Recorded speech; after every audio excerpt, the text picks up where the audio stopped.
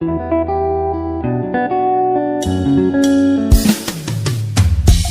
êtes chef d'entreprise, porteur de projet, vous voulez rendre visible votre activité afin de booster votre chiffre d'affaires, plus de soucis à vous faire. Contactez le service des relations publiques de Radio La Frontière à travers l'émission Plus près de vous. Pour tout renseignement, appelez le 67 39 15 60.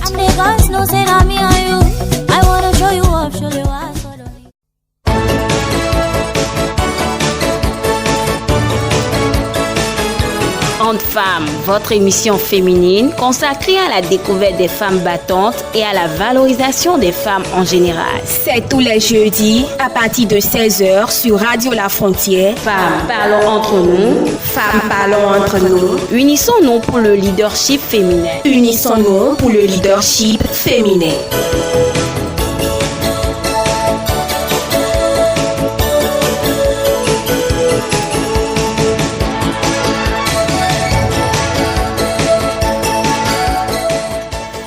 Directrice de publication de l'organe de presse des étudiants Le Révélateur, elle s'appelle Ida Kossou. Elle nous parlera dans ce numéro de son ambition et de ses défis. Mesdames et messieurs, bonsoir et merci de nous préférer. Ida Kossou, bonsoir à vous. Bonsoir madame.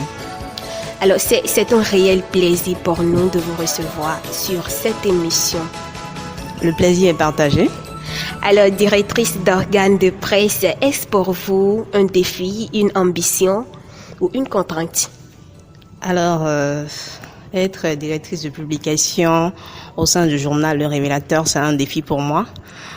Juste après mon élection, je me rappelle, plusieurs personnes se sont rapprochées de moi pour me dire, si ça foi sur toi, sache que ce n'est pas bien. Parce que je suis la deuxième femme directrice de publication du journal. Et en tant que femme, j'ai le défi de réussir au même titre que les hommes et d'apporter ma touche particulière de femme. Donc, tous les jours, pendant mon mandat, puisque je suis pratiquement à la fin, je me suis investie véritablement pour réussir avec les autres membres de mon bureau. J'ai donné de mon temps, de mon énergie et de mes connaissances pour que ça puisse marcher. Elle s'est lancée ce défi et elle y arrive. Alors, comment arrivez-vous à gérer les autres membres de votre comité sans le moindre de problème en tant que femme à la tête de cet organe? Alors, gérer la ressource humaine, c'est pas facile. C'est pas facile. Surtout que vous êtes une femme. Oui, tout n'est pas rose sur toute la ligne. Voilà. Il y a des difficultés, mais avec des astuces, on essaie d'y faire face. Je pense que, généralement, les gens disent que je suis sévère et tout.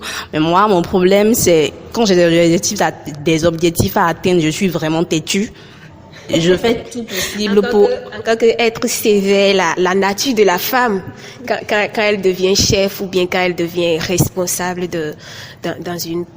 quelque part dans une société. Non, moi, je suis pas sévère. Je dirais juste que je suis rigoureuse. Quand j'ai des objectifs à atteindre, je mets tout en œuvre pour les atteindre. L'important pour moi, c'est que les œuvres que je vise réaliser soient nobles, soient de nobles œuvres. Donc, je mets tout en œuvre. Je mets assez de pression autour de moi pour que ça puisse marcher. Donc, des fois, c'est pas accepté de tous, mais on fait l'effort de faire avec pour que ça puisse marcher, parce que je sais que quand on atteint les objectifs, tout le monde est heureux et on ne voit plus les difficultés ou bien les efforts qui ont été consentis pour arriver là. Vous mettez assez de pression parce que vous dites que vous n'allez jamais échouer. Alors, vous êtes directrice de publication ici à l'université et vous savez avec moi que entre étudiants, ce problème de harcèlement sexuel, ça se constate toujours. Est-ce que vous, à votre niveau, en tant que directrice, ça vous arrive de rencontrer ces genres de problèmes d'harcèlement sexuel? Non, des hommes me draguent. Je pense que même les femmes enceintes sont draguées. Ah oui, Donc moi je refuse pas, je les écoute. Si c'est pas écrit, si c'est face à face, j'écoute. Après je donne ma réponse. C'est pas forcé. Mais être harcelé sexuellement, non. Je n'ai jamais rencontré un tel cas. Est-ce que vous pensez que c'est parce que vous êtes à la tête de cet organe que ce problème d'harcèlement, ça ne vient pas? c'est peut-être la figure ou bien ma manière de collaborer avec les autres qui les amène à ne pas me harceler sexuellement. Il y a quand même des hommes qui ne sont pas amusants, qu'ils veulent toujours avoir ce qu'ils veulent, malgré que la femme ne se laisse pas. Ils font tout pour y arriver. Ces genres de personnes, apparemment, ils ne sont pas dans votre organe de presse. Bon, je ne dirais pas que c'est le cas, mais je dirais tout simplement que avec ma manière de me présenter, avec ma manière de collaborer avec les autres, je montre tout simplement que je ne suis pas ce genre de femme avec qui il faut venir faire de n'importe quoi. Moi, je suis là pour le travail, c'est tout. Quand nous allons sortir de la rédaction et nous serons ailleurs, nous allons... Exactement. C'est le plus important. Alors, vous avez aussi des femmes dans votre organe de presse. Et parlant toujours d'harcèlement sexuel, est-ce que des femmes, les filles membres de votre organe viennent se plaindre auprès de vous avec ces problèmes de harcèlement sexuel? Oui, j'en ai entendu. Il y a des dames qui sont venues m'en parler, des cas en amphithéâtre avec des responsables ou même des professeurs. Nous avons essayé ensemble, nous avons cherché des solutions. Je leur ai dit de rester calme et tout. Donc finalement, elles sont sorties gagnantes.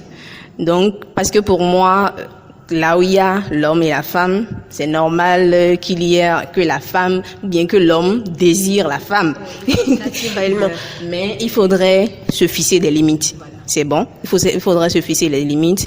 Quand ces limites sont dépassées, il faut véritablement sévir. Il faut montrer à l'homme qu'il doit rester à sa place, surtout en tant que responsable, en tant que professeur, ou en tant que responsable d'une organisation, je ne sais quoi.